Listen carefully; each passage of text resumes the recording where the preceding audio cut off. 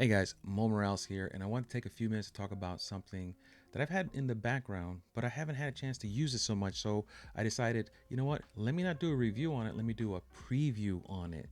So a few weeks ago, about a month ago almost, I purchased the Samyang 24mm f1.8, and I've been enjoying it so much that I said, you know what, let me do a quick preview on the lens, and then once I'm feeling better and the weather's better, we'll do a whole, portrait shoot with some people and some other stuff and get a sense of how this 24mm is going to either really stay in my rotation or get sold out like I normally do stuff I really don't care about.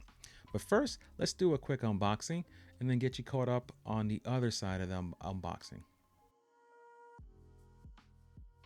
All right, here we are with the Samyang 24mm f1.8, and we're gonna unbox this beautiful baby here. So we got a little thank you letter from Samyang.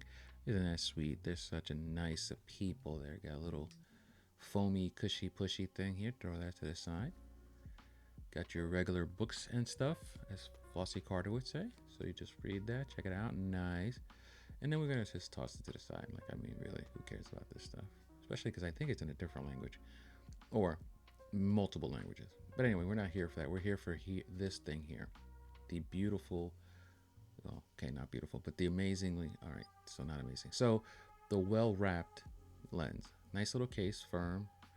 You know, could protect the lens in emergency cases. Sorry for the table shake. My fat ass had the camera rig leaned up against the table, so as I moved, it moved. So anyway, let's carry on. Here it is, the 24mm f1.8.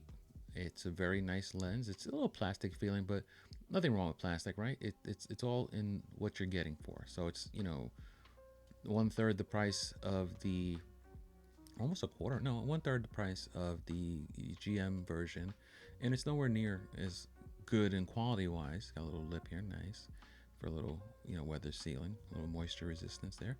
It's not as quality level as the GM, but it's not garbage level either. It's a very good, very great lens so far that I've experienced with it. So let's compare it here to other lenses so we can get a little size comparison for you. This is against the 35mm f1.8 full frame edition. So you see they're basically identical. The cap on the Samyang is a little thicker on the bottom, but for the most part they're pretty much identical in size, maybe like 2-3 millimeters in difference there. Here it is with the 85mm 1.8 from Sony, and it is a beefy thick mama here, but you know what, size wise, as far as protrusion from your camera body, it's about the same thing. You're not gaining much on the 85, and you're not losing too much as far as your depth on the 24, but obviously the 24 is a lot lighter than the 85. And here we are with with the Rokina 12mm that you would find for the X mount for Fuji.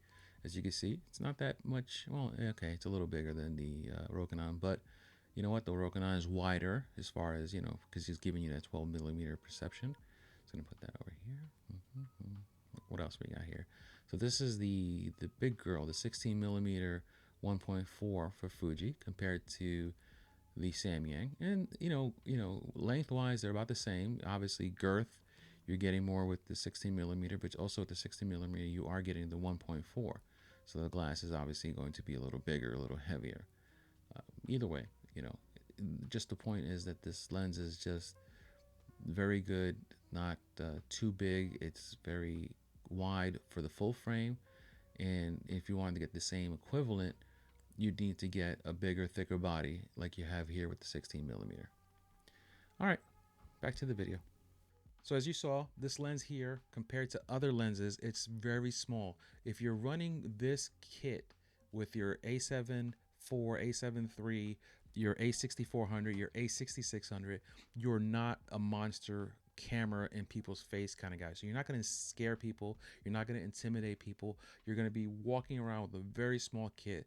It's lightweight. It's powerful. It focuses fast. It focuses almost as fast as a Sony lens, which for a $449 lens, $449 US at this time of making this video, you're not going wrong. It's not the G Master. You're not paying $13.99 for it. So think about that. This lens is about $1,000 less than the G Master, and I think it's an amazing freaking lens. I had the G Master for a hot minute, and I realized, you know what, I didn't need a lens that expensive. I probably should have kept it since I had already purchased it, but I didn't feel that environmental portraits was my cup of tea at the time.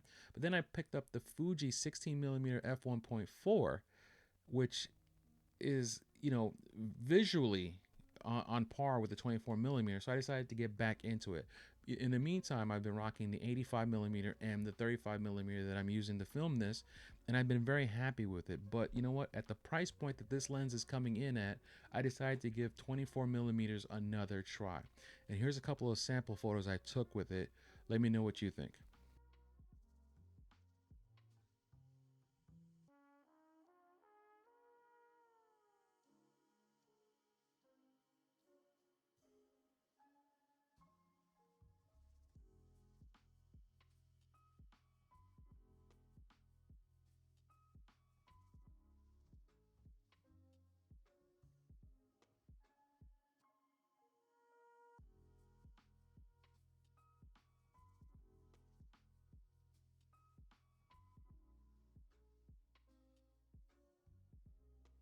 Like I said, you know what? 449. Those photos are not bad for a lens taken, taken with a lens that's $449.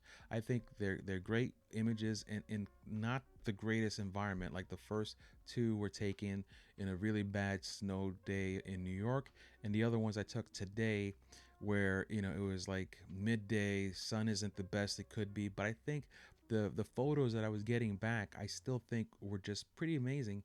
For not that the photos were amazing, but what I was getting back was amazing. I think I'm really happy with the lens so far. I really need to try it though with a human being, portrait photography, environmental portraits, do the 85 and the 24 to get a sense of how I like telling my stories. I've always been an 85 millimeter up in your face kind of guy, but when I got the 35, I began liking a wider angle photo. So I think the 24 millimeter is a good test. Now, mind you, this is not the end all be all for the 24 millimeters when it comes to Sony.